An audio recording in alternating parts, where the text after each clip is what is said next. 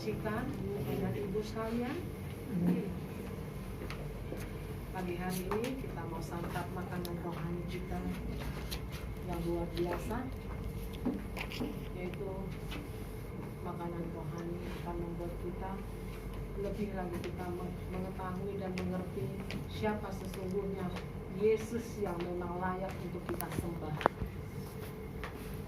Kita boleh buka Alkitab kita maupun Alkitab elektronik yang ada pada kita. Kita buka Lukas 24 ayat 13 sampai dengan ayat 35. Kita bacakan secara responsoria.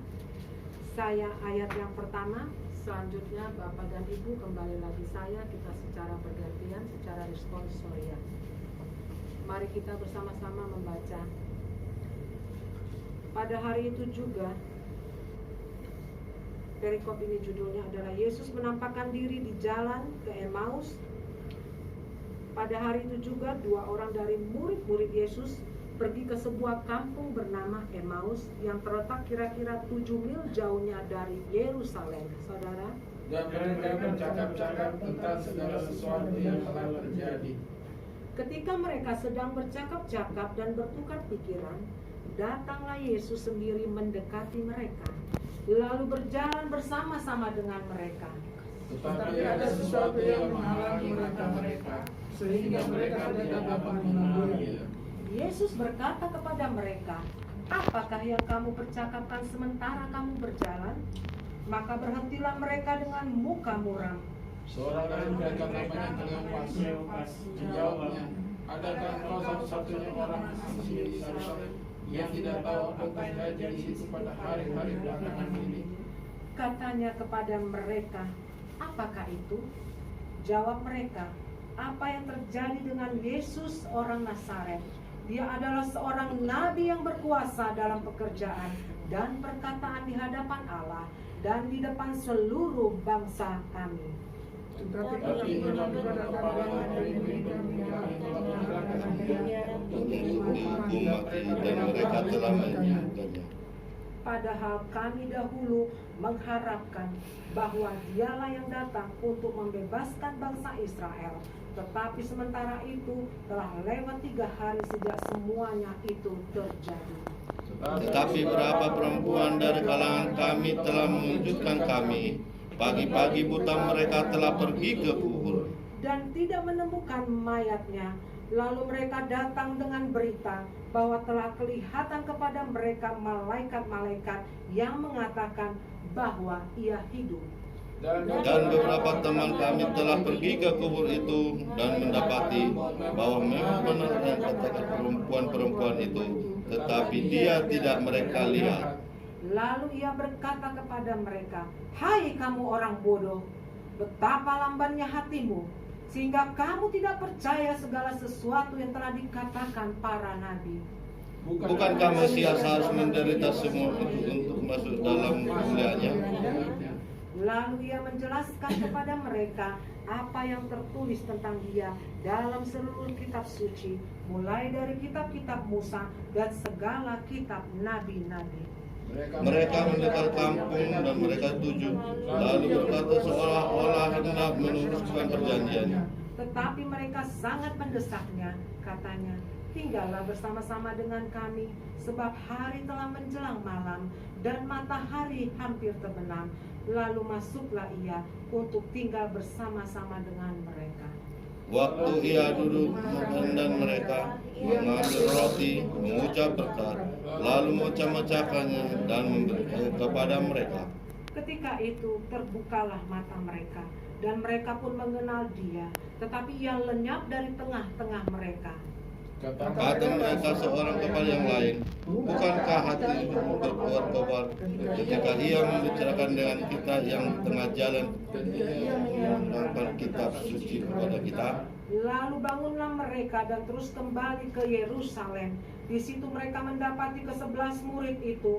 Mereka sedang berkumpul bersama-sama dengan teman-teman mereka.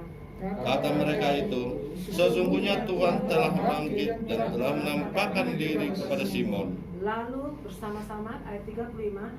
Lalu kedua orang itu menceritakan apa yang terjadi di tengah jalan dan bagaimana mereka mengenal dia pada waktu ia memecah-mecahkan roti. Amin. Begitu panjang ayat firman Tuhan yang telah kita bacakan pada pagi hari ini. Sesungguhnya penekanan di dalam Yesus menampakkan diri yang pertama kalinya ini adalah yang mau kita bahas, yaitu di ayat 25, di mana Yesus di sini mengatakan, lalu ia berkata, Yesus sendiri yang berkata kepada mereka, yaitu kepada Kleopas dan seorang nabi, hai kamu orang bodoh, betapa lambannya hatimu sehingga kamu tidak percaya segala sesuatu yang telah dikatakan para nabi. Sungguh keras Tuhan Yesus di sini menegur kedua murid Tuhan ini.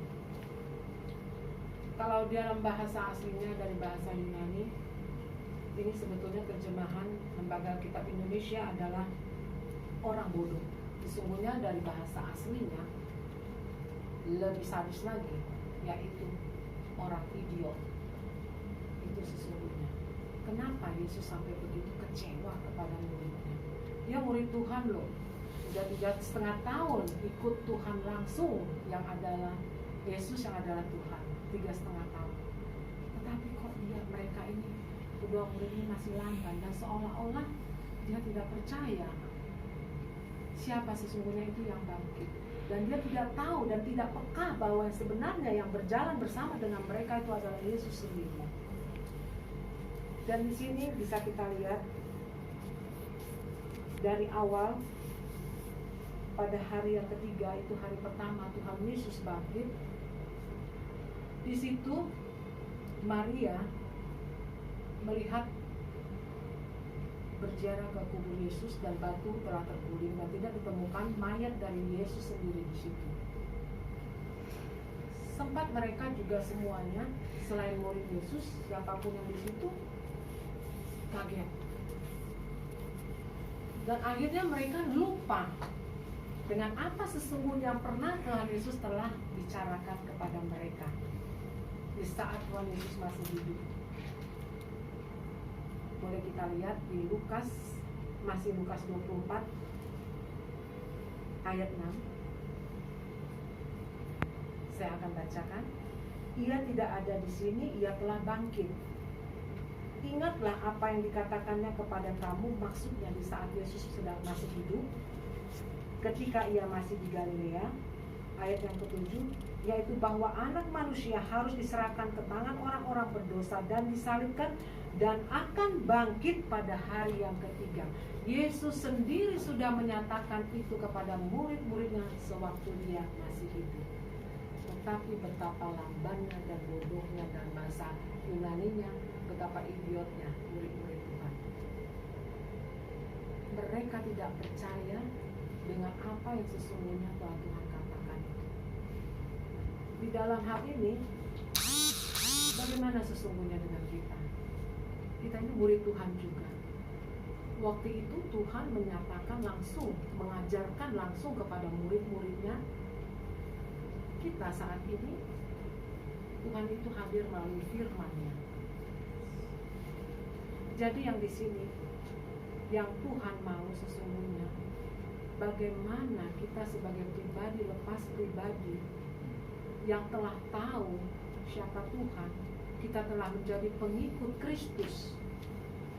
Seberapa jauh pengenalan kita akan Tuhan itu sendiri melalui firman-Nya, karena Tuhan itu ada di dalam firman-Nya ini. Karena firman ini adalah Tuhan sendiri. Jadi di sini memang sangat degil ya, sangat lucu kedengarannya. Sudah Tuhan langsung.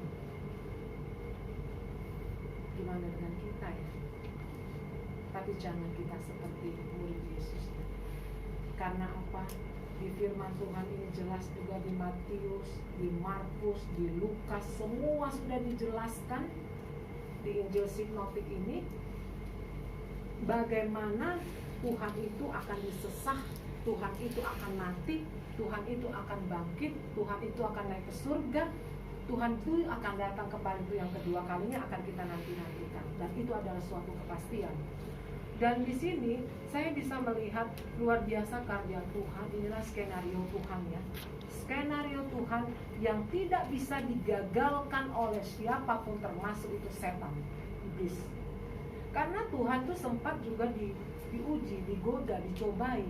Sewaktu dia berdoa di Getsemani, sewaktu dia berpuasa 40 hari, sewaktu dia disalibkan, sempat dia juga, kalau boleh cawan ini berlalu daripadaku, tapi dia tetap berserah, kehendakmu yang jadi. Jadi di sini luar biasa karya Tuhan untuk menyelamatkan kita semua umat-umat Tuhan. Jadi jangan kita menjadi pengikut Kristus itu seolah-olah jadi aku ikut Tuhan karena bapak mamaku, karena orang tuaku, jadi karena keturunan aku ikut Tuhan. Enggak. Itu pandangan yang demikian harus kita hapus. Memang kita terlahir dari darah orang tua yang Kristen, tetapi maksud dari itu adalah kita harus mengenal siapa pribadi itu Yesus. Nah, di sini murid-murid Tuhan kembali lagi sudah diajarkan 3,5 tahun. Tetapi mungkin di sini dalam hal ini bahwa murid-murid itu waktu hilangnya mayat Yesus, mereka memang mungkin agak shock, agak kaget, karena masih ada keraguan-keraguan di dalam diri mereka. Jadi di sini juga sebetulnya Tuhan itu bangkit untuk membuktikan kepada murid-muridnya, pengikutnya, ini loh aku Tuhan, aku hidup, aku bangkit bahwa aku hidup. Makanya 40 hari Tuhan itu menampakkan dirinya kepada murid-muridnya. Yang pertama ini adalah di dalam perjalanan ini. Selanjutnya tadi Pak Gembala di awal sudah berkhotbah itu di Danau Tiberias. Dan Tuhan menampakkan dirinya itu dengan maksud dan tujuan adalah menunjukkan bahwa ini aku nih Tuhan loh, aku hidup. Sekalipun aku mati, aku bangkit dan aku hidup. Dan untuk kita semua di sini Bapak Ibu Saudara yang terkasih, tapi di saat murid-murid Tuhan masih bersikap demikian, tapi Tuhan terus menuntun dan memimpin. Tuhan terus menuntun dan memimpin karena Tuhan mengasihi kita. Terkhususnya di sini di murid-murid Tuhan, Tuhan memberikan kepada mereka pembuktiannya di sini. Yang kedua adalah di saat waktu Tuhan, waktu Ia duduk makan dengan mereka, ayat 30, Ia mengambil roti, mengucap berkat, lalu memecah-mecahkannya dan memberikannya kepada mereka. Di sini adalah satu bukti yang kedua bahwa Tuhan mengingatkan kembali, membuka kembali pikiran murid-muridnya. Kok ingat gak waktu sebelum aku mati, sebelum aku disesah, bahwa aku telah melakukan perjamuan terakhir. Tapi Yesus mengulang kembali di saat diajak oleh Kleopas untuk rumahnya mengira. Tuhan ulang kembali bahwa Tuhan tidak mau meninggalkan karena kecewa mungkin benar, tapi Tuhan langsung tinggalkan, tidak. Tapi Tuhan kembali memimpin mereka, membimbing mereka sembari mengucap berkat dan memecah-mecahkan roti, diulang kembali. Baru disitulah sadar Kleopas dan murid yang satu lagi, oh ternyata dia, terbukalah mata hati dan pikirannya. Oh ternyata dia adalah Yesus yang sudah mati, dia adalah Tuhan. Jadi kenapa kita sampai ada juga kan kita peringati ibadah perjamuan kudus, kita makan roti, kita minum anggur, itu semua ada tujuan untuk mengulang kembali bagaimana pengorbanan Tuhan, bagaimana membuktikan bahwa Tuhan itu hidup dan Tuhan itu ada sampai saat ini. Amin, saudara-saudara. Amin. Amin. Nah, jadi untuk itu saudara-saudara yang terkasih, di sini Tuhan tidak mau kita lamban seperti murid-muridnya ya. Untuk itu apa yang harus kita lakukan? kita harus mengenal Dia. Pengenalan Tuhan melalui firman itu sangat penting. Jangan kita datang ke gereja hanya seperti seorang penonton bioskop. Datang, duduk, dengar firman, pulang. Begitu aja hilang. Tapi Tuhan yang Tuhan mau, ini loh, aku ada di sini loh. Aku di sini loh. Gali terus firman itu biar kita kenal siapa Dia. Biar kita tahu siapa Dia. Ya. Tuhan itu hidup. Dia tidak pernah tinggalkan kita hingga saat ini. Dan untuk itu juga jangan sampai kita juga menjadi orang yang seperti rutinitas biasa beribadah di gereja, kita kelihatannya kudus, kelihatan kita kusuk beribadah, tapi kita nggak dapat apa-apa di saat kita keluar dari sini. Jangan seperti itu ya, saudara-saudara yang terkasih. Tuhan juga mengingatkan ulang kembali di sini karena Dia tahu bagaimana umatnya. Jangankan kita murid yang sudah langsung tatap muka Dia ajarkan, masih juga sering tidak mengenal siapa Yesus. Jadi di sini adalah misi Tuhan di sini. Sebetulnya Dia ingin bahwa kita ini sebagai pengikut Kristus, kita juga sebagai pemberita Injil. Tidak cukup hanya mengikut Yesus, tetapi kita diam-diam saja. Kita menjadi pengikut Yesus, kita harus juga menjadi misionaris-misionarisnya Tuhan. Paling tidak kita memberitakan Injil di rumah tangga kita, kepada anak-anak kita, khususnya imam-imam di gereja kami ya. Menjadi imam yang memang harus imam yang kudus, yang dipakai Tuhan luar biasa. Kita ini hidup sementara. Kita hidup seperti di firman Tuhan 70 tahun, lebihnya 80 tahun, kalau dikasih bonus lebihnya lagi itu sudah penderitaan. Jadi di saat kita masih fresh, di saat kita masih energi ini, ayolah kita jangan buang waktu dengan sia-sia. Kenali Tuhan itu melalui firman-Nya, dan juga kita harus merema betul apa arti dari perjamuan kudus itu. Karena itu untuk mengingat ulang kembali kehadiran. Kita minta hadirat Tuhan di dalam kehidupan kita hari lepas hari. Tidak cukup hanya di gereja di saat kita beribadah, tapi dalam kehidupan kita pribadi lepas pribadi, keluarga lepas keluarga, bahkan di dalam lingkungan kita bermasyarakat. Jadi kita boleh memancarkan suara kebenaran itu kepada semuanya yang boleh kita berikan Injil itu. Karena itu adalah tujuan Tuhan, skenario Tuhan. Dia lahir, Dia mati, Dia bangkit, Dia naik ke surga, Dia juga menyediakan Roh Kudus bagi kita. Untuk itu, bagaimana caranya supaya kita menjadi pribadi yang bisa mengenal Tuhan? Tanggalkan segala dosa-dosa kita, karena penghambat untuk kita mengenal Tuhan adalah dosa dan kesalahan kita. Jadi jangan sampai kita simpan dosa. Kita harus lepaskan dosa kita supaya kita bisa terbuka mata rohani kita, tidak tertutup mata rohani kita. Kita bisa terbuka untuk firman itu, kita bisa baca, kita bisa gali, kita bisa renungkan firman itu, dan kita bisa lakukan. Memang tidak gampang, itu perlu proses. Tetapi jangan membuat proses itu berarti menjadikan kita lemah. Kita ada Roh Kudus yang telah disediakan Tuhan.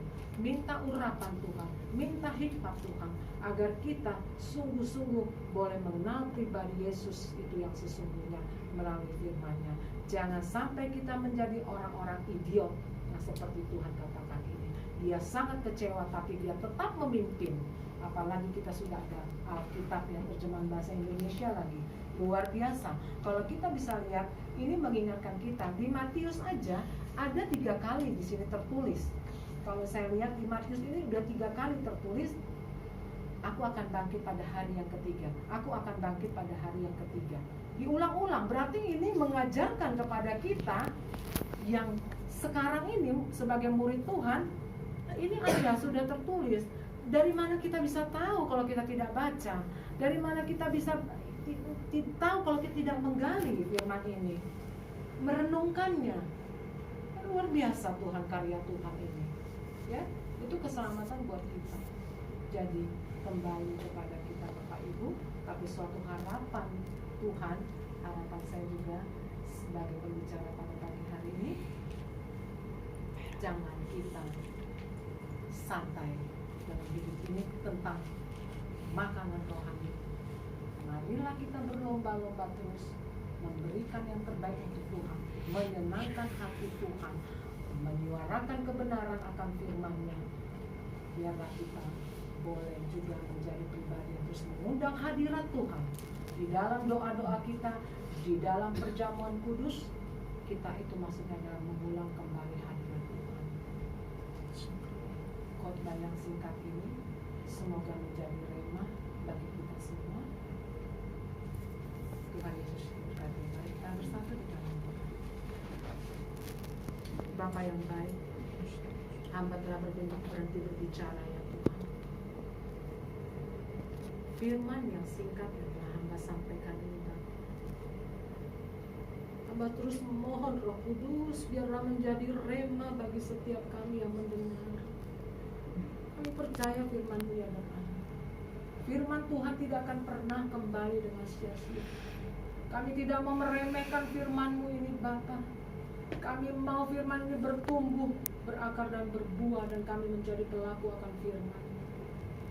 Terangi terus hati dan pikiran kami dengan kuasa yang daripada Roh Kudus, agar kami dapat terus menggali dan lebih mengenal Engkau melalui firman-Mu di dalam Alkitab Tuhan. Agar kami juga Tuhan terus menyatu dengan tubuh-Mu dan darah-Mu ya Tuhan, untuk mengulang kembali ya Bapa akan perjamuan kudus Tuhan. Terima kasih ya Bapa. Kami sungguh bangga memiliki Allah seperti Engkau. Luar biasa karya-Mu Tuhan. Hingga nantinya Tuhan, kami terus menantikan kedatangan-Mu yang kedua kali ya Bapa, untuk menjemput kami Bapa. Kuduskan kami terus ya Bapa. Layakkan kami terus. Biarlah kami boleh melalui proses kehidupan kami di dalam pengenalan akan Engkau Bapa lebih dan lebih lagi di dalam tuntunan dan pimpinan dan kuasa yang daripada Engkau. Terima kasih Bapa. Kami yakin dan percaya firman ini Tuhan menjadi berkat dalam kehidupan kami. Terpuji-pujilah nama-Mu. Haleluya, haleluya, haleluya. Amin.